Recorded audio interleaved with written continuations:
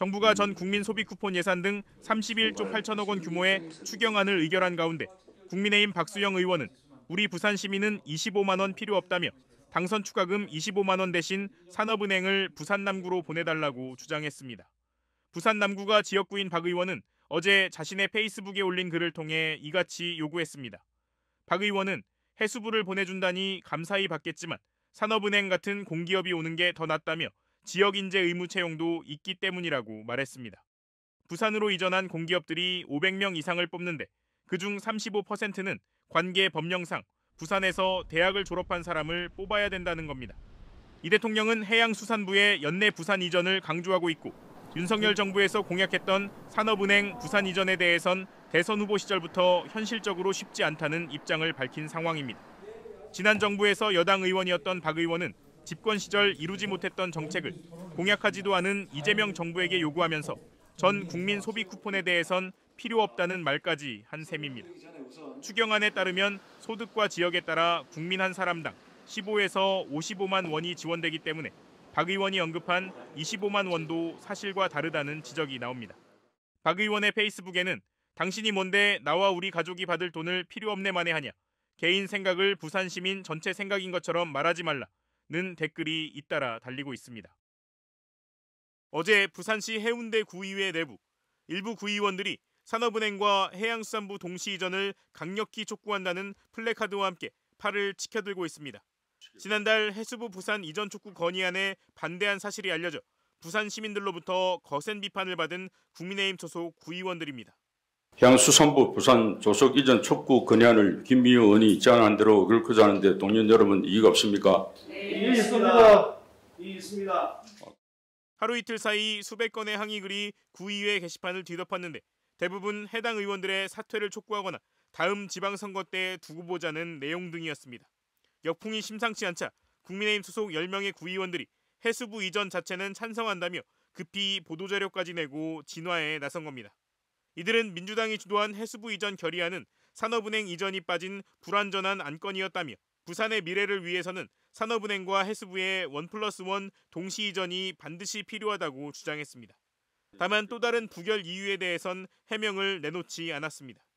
대통령은 재판을 받아가는 그런 결의안을 먼저 선행되어야 된다고 보여집니다. 이상입니다. 이재명 재판 촉구 결의안이 선행돼야 해수부 이전 결의안을 논의할 수 있다던 당시의 주장에 대해선 침묵한 겁니다. 이래저래 반발은 가라앉지 않고 있습니다. 구의회 게시판에는 지난 3년 국민의힘이 여당일 때도 못 옮겼던 산업은행 이전을 왜 해수부 이전과 연결시키냐며 다 차려진 밥상도 싫다고 엎어버리고 있다. 배부른 소리하고 있다는 반응이 줄을 이었습니다. 이재명 대통령이 해수부 신속 이전 공약을 지키면 다음 지방선거 때 불리할까 봐 굳이 산업은행 이전을 조건으로 끼워 넣는 것 아니냐는 날카로운 반문도 제기됐습니다. 이 대통령은 산업은행 이전에 대해서는 대선 후보 시절에도 현실적으로 쉽지 않다며 저는 불가능한 약속은 하지 않는다고 언급한 바 있습니다. 논란이 커지면서 해수부가 굳이 부산으로 이전해야 하나, 부산이 싫다 하면 울산이나 거제, 목포 여수 등 다른 해안 도시로 옮겨달라는 반응도 줄을 잇고 있습니다. 전 국민이 쿠폰을 받아서 동네에서 쓰는 만큼 침체된 지역 경제에 활기를 불어넣을 것으로 기대되는데요. 정치팀 이문현 기자와 함께 그 배경과 의미를 짚어보겠습니다. 이 기자, 오늘 국무회의가 이례적으로 토요일에 열렸어요. 네, 보통 국무회의는 화요일 날 열리는데요. 오늘은 휴일 아침에 국무위원들이 소집이 됐습니다. 6월 임시국회 마지막 날 어젯밤 11시에 추경안이 국회 본회의를 통과했는데요.